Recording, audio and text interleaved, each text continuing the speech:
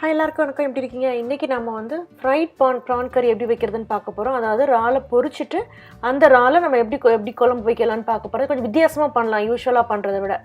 நான் யூஸ்வலாக நம்ம குழம்பு வைக்கும்போதே இறாலை கழுவிட்டு உள்ளே போடுவோம். நம்ம இந்த தடவை அப்படி பண்ணாமல் நம்ம வந்து பொரிச்சிட்டு எப்படி நம்ம குழம்பு வைக்கலான்னு பார்க்க போகிறோம். இது எப்படி என்னென்ன பொருட்கள் தேவைன்னு பார்க்கலாமா? இங்கே நான் பெரிய வெங்காயம் ஒன்று நல்லா கட் பண்ணி வச்சுருக்கேன். இஞ்சி வெள்ளைப்பூடு கொஞ்சம் கட் பண்ணி வச்சுருக்கேன், முழுசாக தான் வச்சுருக்கேன். அதுக்கப்புறம் கொஞ்சம் கருவேப்பிலை எடுத்திருக்கேன். சின்ன சைஸ்க்கு தக்காளி பழம் நல்லா பழுத்த பழமாக எடுத்து அதை நல்லா கட் பண்ணி வச்சுருக்கேன். நல்ல மிளகு இருக்குல்லையும் அது 1 டீஸ்பூனுக்கு எடுத்திருக்கேன். நான் மஞ்சள் கட்டி யூஸ் பண்ணுறேன் இந்த சைஸுக்கு. உங்களுக்கு மஞ்சள் பவுடர் இருந்தால் 1/4 டீஸ்பூனுக்கு எடுத்துக்கோங்க. காஞ்ச மிளகா ஒரு 6 எடுத்துக்கோங்க. வால்நட் நான் சேர்க்க போகிறேன். இது வந்து ஆப்ஷனல் தான், வேணும்னா சேர்த்துக்குங்க, இல்லைன்னா விட்டுடலாம். இது வந்து போட்டால் கொஞ்சம் ரிச்னஸாக இருக்கும், டேஸ்ட்டும் நல்லா இருக்கும். அதனால தான் இங்கே நான் இறாலை ஏற்கனவே நல்லா கழுவி வச்சுட்டேன். நான் இறாலை எப்படி கழுவுங்கிற வீடியோ ஏற்கனவே சைட்டில் நான் போட்டிருக்கேன். அதில் லிங்க் அட்டாச் பண்ணி விடுறேன், பார்த்துக்கிறேங்க. ஏன்னா தலைப்பகுதியே நான் சேர்க்க போகிறேன். தலைப்பகுதியை நல்லா நான் க்ளீன் பண்ணி எடுத்துட்டேன். இந்த மாதிரி முழுசாக நம்ம இறாலை சேர்க்க போகிறோம். நான் இதுக்கு வந்து மேலே இப்போ தடவுறக்கு மசாலா வந்து ஃபிஷ் கறி மசாலா சேர்க்க போகிறேன். ஏற்கனவே ஃபிஷ் கறி மசாலா எப்படி செய்யுதுங்கிற சைட்டில் போட்டிருக்கேன். அதை லிங்க் அட்டாச் பண்ணி விட்றேன், பார்த்துக்கிறேங்க. ஃபிஷ் கறி மசாலா உங்கள்கிட்ட இல்லை அப்படின்னா 1 டீஸ்பூனுக்கு சில்லி பவுடர், கொஞ்சம் மஞ்சத்தூள் இருக்குல்லையே அதை போட்டுட்டு கொஞ்சம் உப்பு சேர்த்துட்டா போதும்.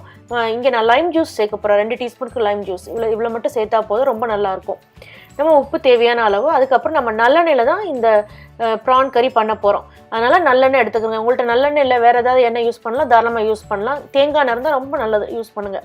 இங்கே நான் அந்த மசாலையை இந்த இறாலில் போட்டுட்டு லைம் ஜூஸ் இருக்குல்லையே அதையும் ஊற்றிட்டு உப்பும் போட்டு முதல்ல இதை நல்லா விரவி வச்சுருங்க. இது ஊறிக்கிட்டு இருக்க நேரத்தில் நாம் வந்து இந்த கறிக்குள்ளே ஏற்பாடு பண்ண ஆரம்பிச்சிடலாம். ஒரு பாத்திரத்தில் வந்து நல்லா எண்ணெயை ஊற்றி நல்லா சுட வச்சுட்டு அதில் வந்து வெட்டி வச்சுருக்கோம் இல்லையா, அந்த வெங்காயத்தையும் மிளகு, அந்த காஞ்ச மிளகாய், மஞ்சள் அதையும் போட்டு நல்லா வதக்குங்க. இது கொஞ்சம் லைட்டாக கொஞ்சம் டிரான்ஸ்பரண்ட் ஆகட்டும். இது ரொம்ப ஈஸியாக பண்ணக்கூடிய இறால் கறி இது. இப்போ நாம் இதில் வந்து வெட்டி வச்சுருக்க இஞ்சி வெள்ளைப்பூடு, அதுக்கப்புறம் கருவேப்பிலை இருக்குல்லையே அதையும் சேர்த்து வதக்குறோம்.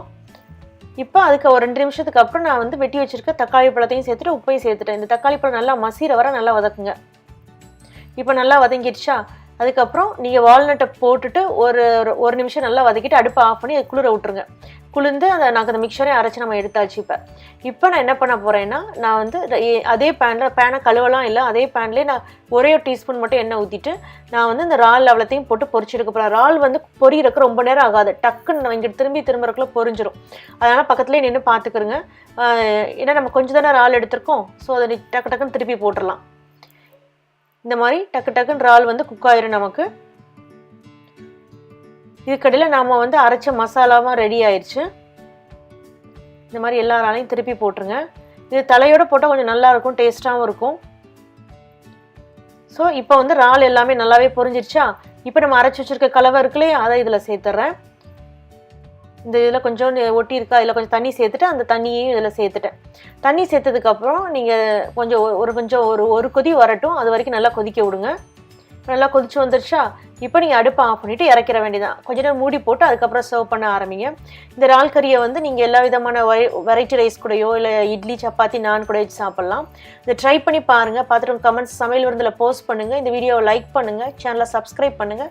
கூட பெல் சிம்பிளை நீங்கள் கிளிக் பண்ணிட்டீங்கன்னா நான் அப்டேட் பண்ணுற வீடியோஸை நீங்கள் உடனே பார்க்கலாம். நம்ம இன்னொரு வீடியோவில் சந்திக்கலாம். நன்றி, வணக்கம்.